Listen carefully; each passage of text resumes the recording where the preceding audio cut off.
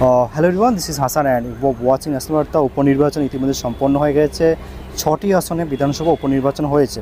এই 6টি আসনের মধ্যে যদি লক্ষ্য করি আমরা, অল ওভার ভোটের পার্সেন্টেজ হচ্ছে 69.সামথিং, অর্থাৎ কিছু কম 70% অল ওভার ভোটদান পড়েছে। 6টি আসনের মধ্যে এই মুহূর্তে বুথ ফেরত সমীক্ষা কী হতে পারে, বা 6টি আসনে বুথ ফেরত সমীক্ষা দিকে যদি তাকায়, সেখানে লক্ষ্য করব যে 2021 সালে বিধানসভা নির্বাচনে 6টি আসনের মধ্যে 5টি আসনে জয়লাভ করেছিল তৃণমূল কংগ্রেস এবং একটি আসনে অর্থাৎ মাদারিহাটে জয়লাভ করেছিল বিজেপি।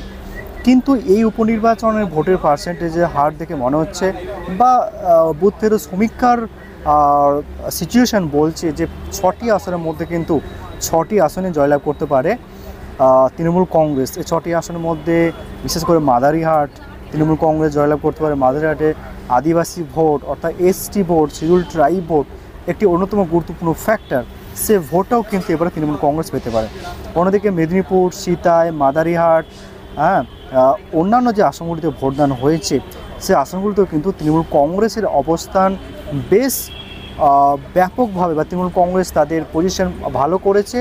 এবং 2021 সালে বিধানসভা নির্বাচনে তৃণমূল কংগ্রেস যে আশানুরূপভাবে এই 5টি আসনে জয়লাভ করেছিল, উপনির্বাচনে তার থেকে বেশি ব্যবধানে জয়লাভ করতে পারে।